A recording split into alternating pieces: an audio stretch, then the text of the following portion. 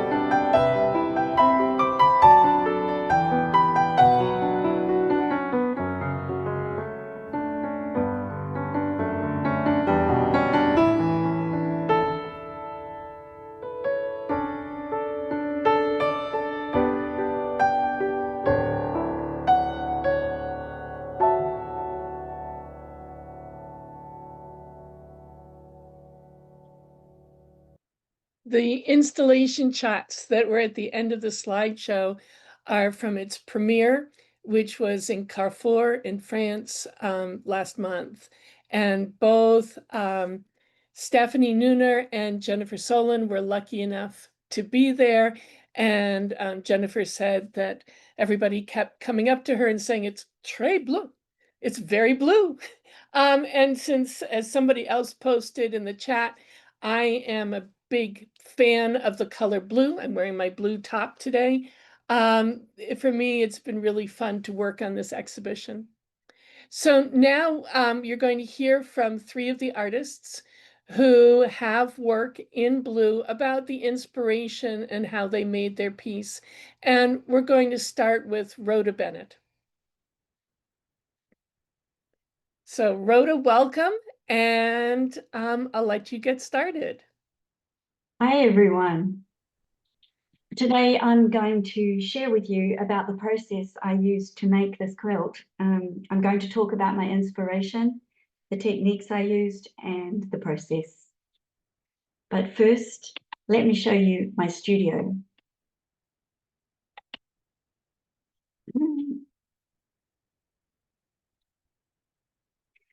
I work on an old dining room table. I've joined 2 large cutting mats together with tape, and I have a smaller mat on the side where I cut while I'm working.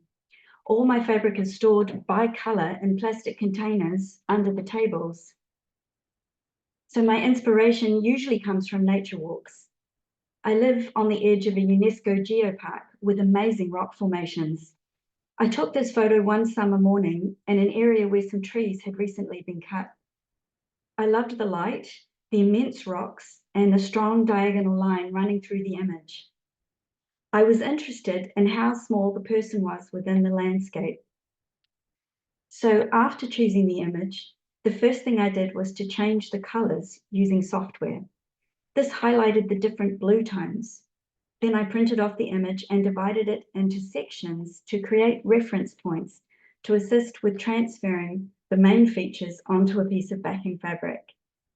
I sketched the image outline by eye onto the fabric. So the next step is to go through my fabric stash and pull out all the fabrics that I think might be useful. I sort these according to shade. I often find fabrics where the reverse is as useful as the front, and I also use recycled material. And more recently, I have been printing my own fabrics. So the technique I use is fabric collage. I cut approximately 1-inch strips and then cross-cut this to create diamond pieces. I do not use a ruler for the cutting. It doesn't matter if some pieces are a little bigger than others. Here you can see that I've started in the top left with the sky. I take photos as I work to check composition, form, and color. I sporadically look at the photos on a larger screen, which effectively allows me to stand back from my work. Some days I take many photos, but I only ever keep one photo at the end of each day, which are the ones that you're seeing today. In this project, I've worked from left to right, overlapping the pieces as I go, forming rows of brush strokes. The pieces are all loose. Sometimes, if it's not right, I wipe a section of pieces off and start again, or I pull out individual pieces that don't look right and replace them. This is why using a glue product is not a good option for me. In this photo, most of the sky has been completed, and I'm blocking in the rocky outcrop using larger pieces of fabric to define the form. Invariably, the supervisor comes to check on me. Surprisingly, she rarely makes a mess of my work. So now the trees have appeared at the top right corner. The outcrop still needs a lot of work. And at this point, I'm satisfied with the top half of the picture, and I stop because my table is only so big and I cannot easily reach further than 60 centimeters or about 2 feet in front of me. So the next step is to attach all these pieces to the backing fabric. I use a product called SAQA Global, which is a semi-transparent film that dissolves in warm water. I lay a piece of this SAQA Global gently over the work, and then pin down every single piece using dressmaking pins. Once the whole picture is pinned, I can pick it up off the table, walk to the sewing machine, and use the free motion quilting foot to catch every piece in place. When I've finished, I rinse the sulky solvi off in the bathtub and lay it flat on a huge towel to dry. So with the top half secured in place, I can start to piece the lower half of the picture on the backing fabric. Here you can see the forest on the left is starting to take shape. The pathway is now in place and the lower right corner is developing. I also have a little photocopy image of a man walking. I was probably trying to work out what size he should be. The cutting mat next to the picture typically looks something like this while I'm working. I cut a selection of fabrics and piece, and when I run out, I cut more. Finally, the fabric layering is complete. Now I have to repeat the process with the sulky solvi, the free motion stitching, the rinsing, and the drying. Oh, I just said that. So now the picture is complete. I can move on to the next step of making the quilt sandwich and spending many more hours with free motion quilting. So this is a detail of the man. He's a digital print that I've enhanced with fabric pens and hand stitched in place. The quilting is usually quite dense. And voila, here is the finished quilt. I hope you enjoyed this snapshot of my creative process. Blue Earth was actually part of a series of quilts that I made to express a personal journey through grief. I started in monochrome and moved towards color. This quilt is another from that series called Hope. This is a large piece, around 40 by 66 inches. This image is about learning to move forward through the pain. And finally, this quilt is called Letting Go. The leaves fall, but the tree does not die. It merely rests for a season. You can see more of the series on my website. Thank you so much for your time. Thank you, Rhoda. It's a stunning piece. And I'm so impressed that your supervisor doesn't move all your pieces out of position. So next, we're going to hear from Stefanie Neuner.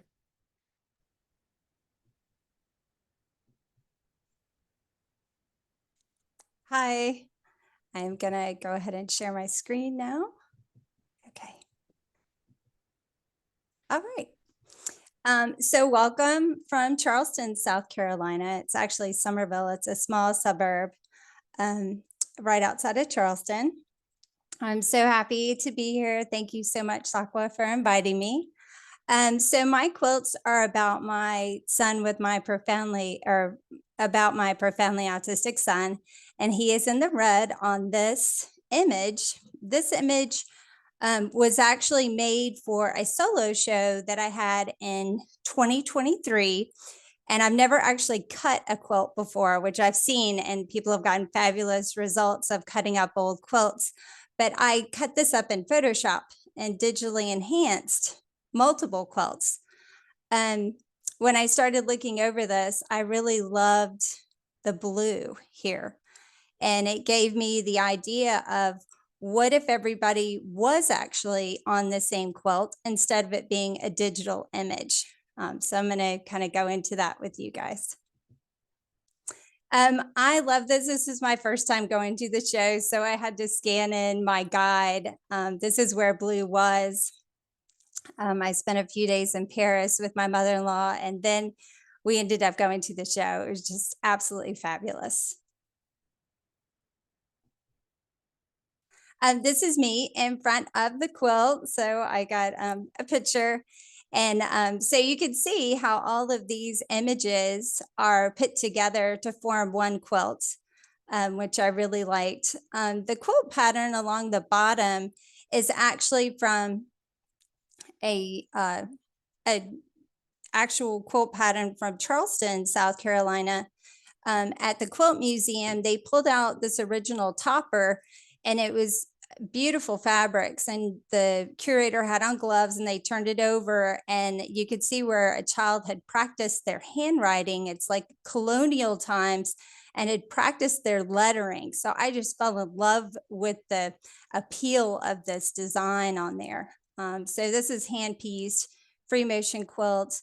And then I have hand embroidery, hand applique, machine applique. So I kind of threw everything that I had at this piece to put it all together. I do like to use my Cricut to cut a lot of my intricate pieces. So I'll set some things up in Illustrator and run it through. But all of these at the bottom are hand cut, hand stitched, hand pieced. This is the catalog. I loved it. A lot of people hadn't seen it yet, so I brought it with me whenever I was in France, and I love the pictures, so I put it on there. And this is a quick video that I shot. It's very raw, but I love it. I love to see people interacting with the quilts. So I just had to shoot a really quick video. If you were here in this room, there's so many different languages going on. It was fabulous. I love the atmosphere behind this.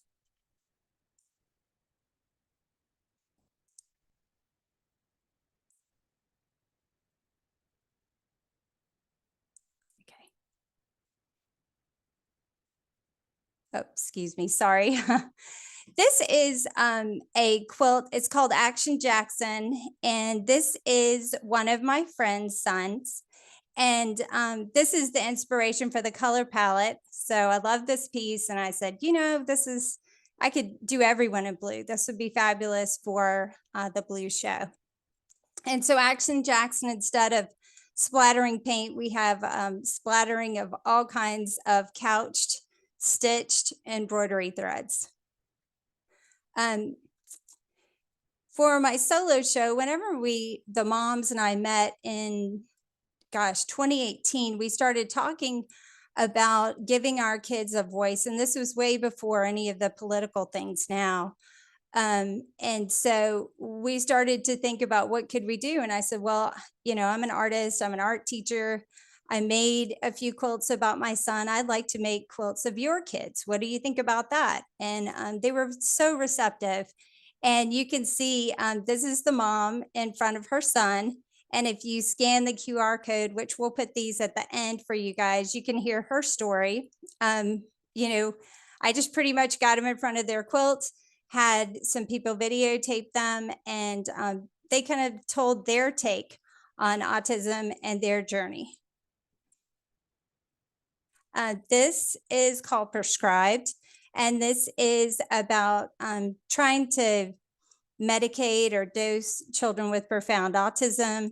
And it speaks to the fact that they're not able to speak for themselves. So when you go to a doctor, a lot of it is you giving the doctor ideas. But when they don't have a voice, that's where the issue comes in. This is free motion quilting, hand stitched, machine applique, hand applique.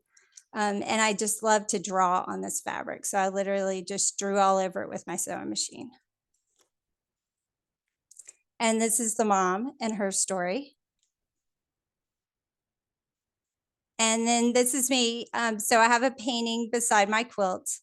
This is Magical Unicorn. Magical Unicorn is about a profoundly autistic girl that is, you know, in a field of boys. So I tried to, you know, talk about aging, you know, females, body parts and images as they're getting older, and they have a whole set of different issues that they deal with as their body matures. So I have kind of a Basquiat, Keith Haring feel on this with the plants and the different body parts and plants and things like that, that have a lot of things to do with the symbolism of this child and things that she likes. And this is mom, and this is me talking about red also. I put that on a slide. And this is comorbidity. So a lot of children that have profound autism may have something else. Her child is bipolar. So her story talks about that. One thing that I do like to do is find pieces that are at antique stores. And this whole right-hand side is actually old with new fabric. So I love to combine old patterns, old pieced fabrics that I find, and just kind of give them new life. I feel like stitching is really therapeutic. It's something that, you know, just reiterates the fact that we can continue on with things that may have been left behind, kind of the fixing of things. And this is the mom story. And this is Red. It's Red Fred, but it's language versus communication. And this is during a time where they were tracking behaviors. So on the side, you can see how many times he said my son said different things. And he loves the Very Hungry Caterpillar, even at age 20. So I have a lot of things that the Very Hungry Caterpillar would like a cupcake, a hot dog, a pickle. So if you remember that book, there are a lot of those that are here that I hand stitched. These are some of the other works that I just wanted to share with you that have been in SAQA and different things. And this is my son at a younger age standing beside his quilts.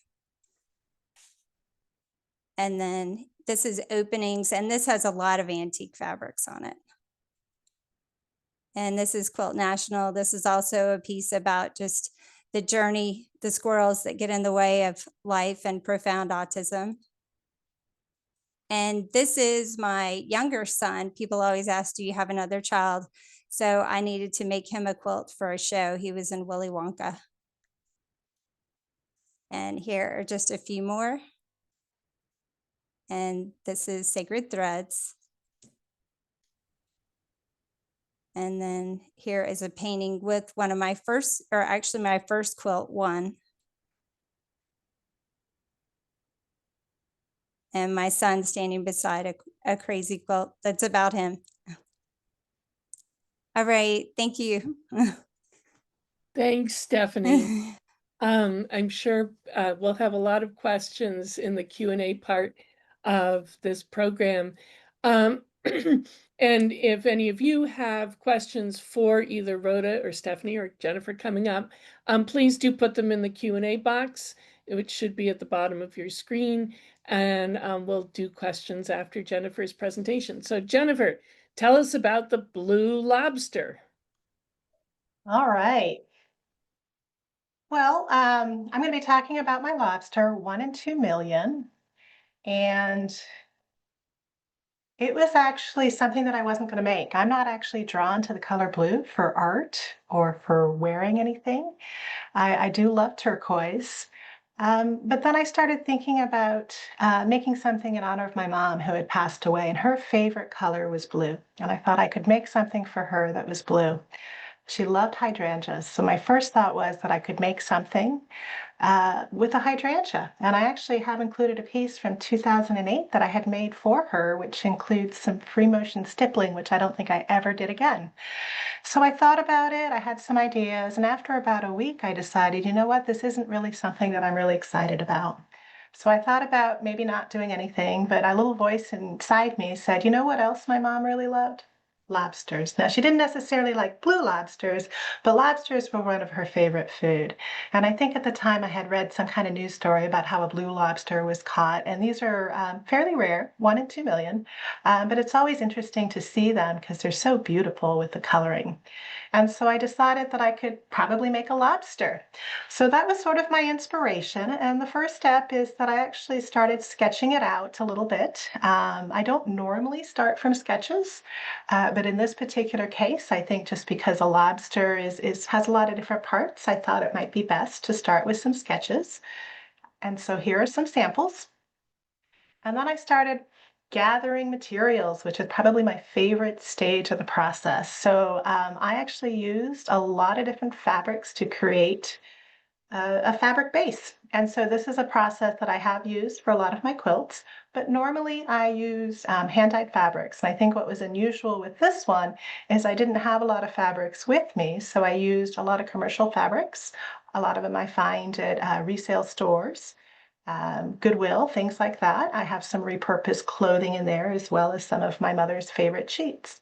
And so I rip them up into little squares and I lay them on Pellon fusible fleece. And I was very careful with the gradation. And so this kind of took a while. And when it was done, I decided that I would go ahead and do grid stitching. So I stitched everything, and then I decided that I really had no plan at this point, but I really decided that I needed to paint it. And so this is the after effects on the left-hand side of adding paints and dyes just to make the colors blend a little bit. And it hides a little bit of the patterning, which I then decided, you know what, I'm going to actually add more layers. So I went ahead and I had a lot of different types of fabrics that I had accumulated. And this burlap on the upper right ended up being the winner for a large part of the piece. But then I also had some organza and some other elements that I decided that I was going to layer on top of it. So by the end, and you'll see it in subsequent pictures, you really don't see anything of the fabric on the left, but it's part of the process, and I like knowing that that's underneath there as a base. So in addition to the large fabric base, I also start to make my lobster parts. This is usually a really fun time because you get to be very creative and figure out all things blue. So on the left-hand side, I had wrapped up some of my lobster legs. I also had some painted hair ties and painted Tyvek that I experimented with. Those did appear in the final product. Here are some other things that I did when I was gathering up my lobster parts. I have a process where I wrap layers of felt, netting, organza, a lot of found fabrics. In this case, I use some screwdrivers and then I zap it with a heat gun, always outside because it is something that you need to be mindful of. And I made these little rolled bits. These ended up not appearing at the end product. So once I have all my bits, it comes a very fun time of lobster assembly. And this takes quite a while. So this is probably something that took probably about a month.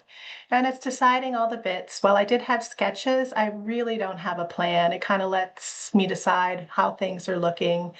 I often add additional layers, additional paint through the process. So you can see here on the left-hand side the shape of the head and the pinchers, and then on the right hand side it's the tail and the body bits that sort of are evolving over time. I use a lot of hand stitching, and that is something that I find most therapeutic as part of the process, and also it takes a really long time. So eventually you get to the point where you have to put all the bits and pieces together, and you can see them kind of laid out here on my lovely floor. You can also see why I probably go through a lot of vacuum cleaners. So a lot of the process is once you create the bits is trying to figure out how they actually fit with each other. And this often makes me change things close to the end. And but eventually we get to the point on the right-hand side where you can see that all the various bits and pieces have finally been put together into a final product that I actually enjoy. And I also have the back of the piece because I think sometimes we don't often pay attention to the back.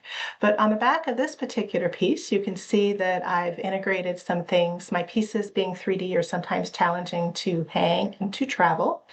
And so this particular piece actually folds for travel, and it has an integrated slat up here at the top that you can actually use to hang the piece as well, or you can hang it with a fabric coil. I also found this great fabric on clearance at a fabric store with blue lobsters. I think if you've ever shopped at Joann's, they always say, well, what are you making? And sometimes I like to say, I'm making a giant blue lobster. And she said, I actually have blue lobster fabric. So that piece ended up being part of the label on the back of it. Here are some of the details. So as I mentioned, I do a lot of different layers, a lot of stitching, and I also do a lot of beading. So I'm always adding additional layers. And it's come a really long way, I think, from the original base that you saw with the fabric and the stitching. So a lot of the things that I add, sometimes come off. And that's something that's part of my creative process. There's a lot of stitching and unstitching, but that's actually what I do enjoy. And you can see here some of the texture that you don't necessarily get to see in some of the other pictures. And here's the final product.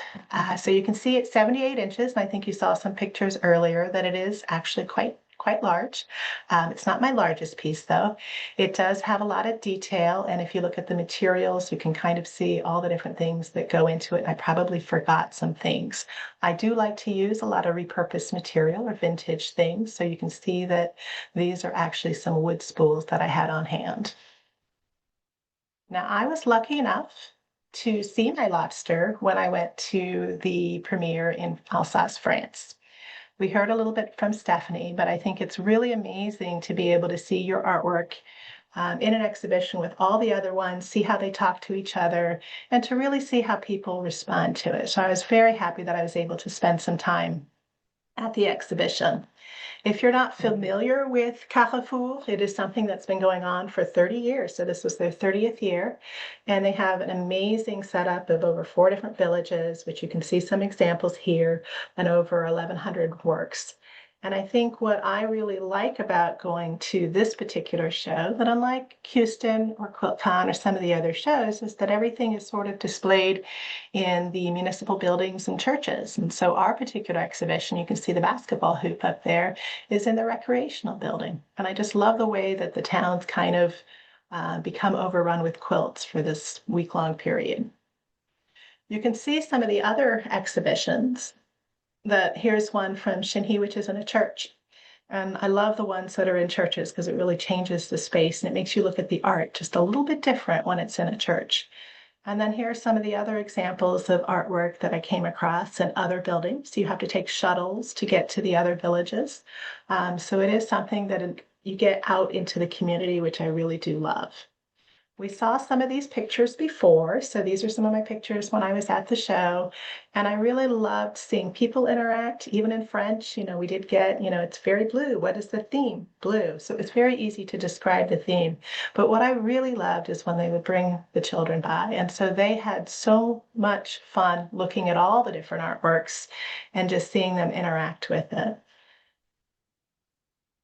And you can see some other pictures of people coming to see the show. And it's just really rewarding to see people look at the art, appreciate the art, and really enjoy it. And one of the best parts about being at the show is that I can actually meet some of my fellow artists. Unfortunately, Stefanie and I were not able to meet up in France. I was probably visiting other areas at the time, but I thought it was really wonderful that we had a lot of different people who came to the show from all over the globe. And so here are some of the pictures of all the people that I met. We also have some fantastic volunteers who helped out at a booth. So it was really great to spend the week with so many wonderful creative people. Thanks, And that's Jennifer. what I have. Thanks, Jennifer. Rhoda and Stefanie, if you could turn your cameras and microphones back on. One of the things that I really enjoyed when I worked on the catalog for this exhibition, which is available for sale in SAQA's website, SAQA.com in the store, was just seeing how a theme of blue was interpreted by the chosen artists in so many different ways, which you got a chance to see looking at the slideshow and then looking at the installation videos. And we'll show the slideshow once more at the end of this program. But, it's just, blue is, of course, all around us, but it's so interesting to see how different artists focus on different aspects of it. Rhoda, there's a lovely statement from Catherine Godric, who says, Rhoda, I loved your presentation describing your process for making your quilts. Thank you so much for sharing each step and the products you use. Such a wonderful way to express the journey through grief without being obvious. Great inspiration for a project for a journey I am currently going through. Thank you so much. I was moved by your art. And I wanted to ask you a little bit about your statement that as part of moving through the grieving process, you moved from monochromatic art to more colors. Blue is a fairly subdued color, but then some of the other pieces you shared with us are much more vibrant colors. And I'm just talking about how color itself inspires you. Actually, most of my work is green. But for this particular journey, it was an exercise to strip out color. And I think it's that feeling that when, especially in early stages of grief, sometimes you just feel like there is no life and there's a part of you that's dead inside because something's died along with the loss. And so it felt appropriate. The very first quilt in the series is just black and white. Mm-hmm. Yeah, one of the things that struck me in listening to your presentation again was your choice to make the entire piece in blues. And, you know, because that original photo, which you shared with us, while the sky is blue and the rocks maybe have some blue tones, they're not blue, and the trees are not blue, and yet somehow you managed to convey what a very naturalistic looking scene, but it's all blue. And I wanted to commend you for being able to give us such a variety of blues and different forms. I had one more question, which is the sky is done with all of those diamonds. How do you decide then how to represent the other aspects of the scene? Because the rock is much larger pieces. What is your thought process in deciding what forms to give the different areas of the landscape? I think it's been a process of trying things and seeing what works, but I tend to start looking for larger pieces. So when the diamonds won't work because I'll actually lose the form entirely, then I use larger pieces of fabric, but I will also use felt or yarn, whatever works for the situation. Mm-hmm. Yeah, the textures are just wonderful. Stefanie, there were several comments from people who also have family members who have autism. So your work clearly speaks to them, and we will be sharing all of those links and QR codes to the recordings, both at the end of this presentation, but also when we post it on YouTube. All of those links will be there as well. So people who would like to hear from the mothers about their children can do so. What I wanted to ask you about was something that is very subtle because it's in the background, and that is your quilting designs. You use puzzle piece shapes. And can you talk a little bit about that? Well, the symbol for autism is a puzzle piece. Now they are thinking about changing it, but whenever I made these, puzzle piece, and if you see people with puzzle pieces, as jewelry, that is usually what it denotes. But they are becoming very popular. But I enjoy free motion quilting like that. I find it very easy to be able to go and create those. And I like the fact that all of them are very individual as far as moving the machine and trying to, I'm an artist, so I like to have a almost like a different feel behind the free motion and think of it almost as like a drawing tool. Like I think of my Q16 as a pencil. So Yeah. The other thing that strikes me when I look at your body of work as a whole, which is a real pleasure of seeing you give a presentation like this, is the portraits are very realistic, even if they're all blue or all red or whatever the color palette. But then you're combining that with a lot of details that are in embroidery. And I was wondering, why did you start doing that, and what do you think that brings to your creative process? Well, I'm always looking for different line qualities and different line varieties. And I feel like with the different types of embroidery floss, you can get that appeal. And I did want it to have a stitched feel to it. So that's why I have a lot of embroidered pieces, couched pieces, however I can get it on there. Whenever I was looking at Jennifer's work, I really was like, ooh, I like that. I really like to have my hands on it, and I like for people to see that. Mm-hmm. And I think my final question is, you also shared a lot of work that you've made in the crazy quilt style. And I just wondered if you think that that love of embroidery is what leads you to be drawn to that crazy quilt.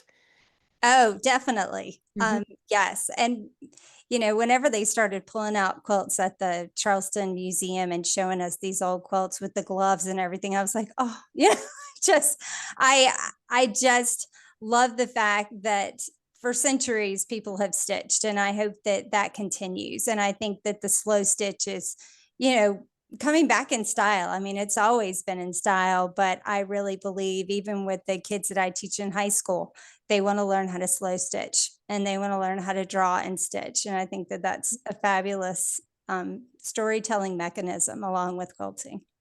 Mhm. And then Jennifer, everybody is in awe of the size of your lobster. Why are you creating pieces that are that big? 78 inches. That's considerably taller than I am, or than you are. I mean, why did Yeah, it end up being that size? I never intend for them to be that size. So this is not my first large piece. If you go to the SAQA website, you can probably see other pieces that I've made. I think my tornado is actually a little bit larger. Um, I never plan ahead, so I'm often surprised at how big some of the pieces end up being when I finally put it all together.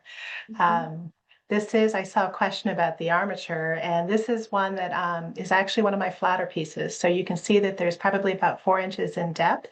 So most of it is just stuffed with various materials, leftover fleece, things like that. So if you look at the piece from the side, it does have a lot of texture and depth, but there's no armature to speak of. I do have to figure out how to hang the piece, which can be difficult. This one is also fairly light. But with some of my other pieces, it's sort of like a problem solving exercise to figure out how everything gets put together and can actually stay together and hang. And I've used a lot of different things. I learn every time I go, and I don't always plan ahead of time. So a lot of times it's reverse engineering when you're done. But I've used some baskets. I also have a lot of metal. So tomato cage is something that I used for my tornado, is that it's based around a tomato cage. I have a lot of things in the basement or the shed that you kind of look at and go, that would be perfect for this.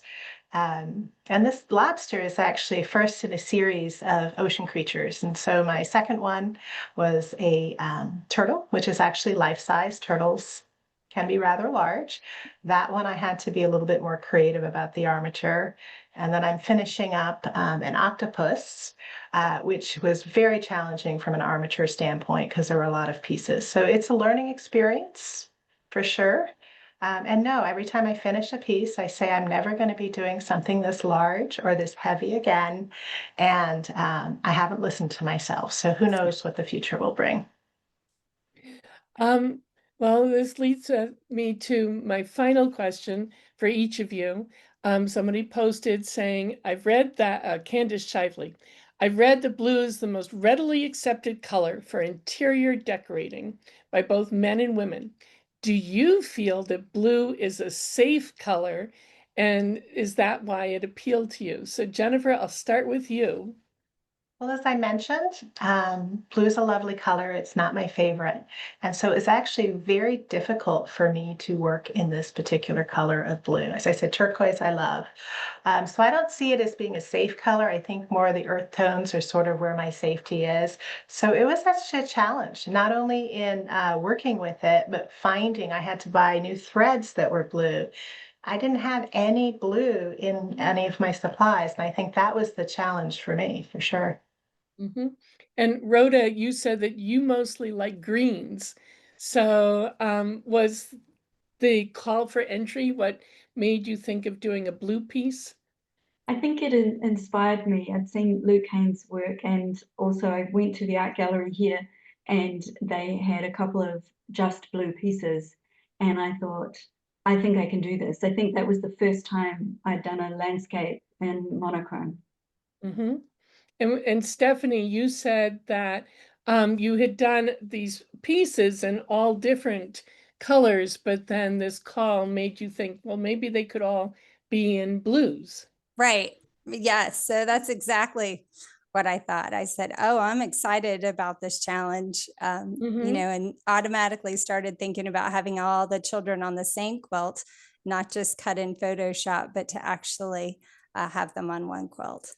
Right. And they're wonderful with those hexagons, which you seem to use a lot as a decorative element.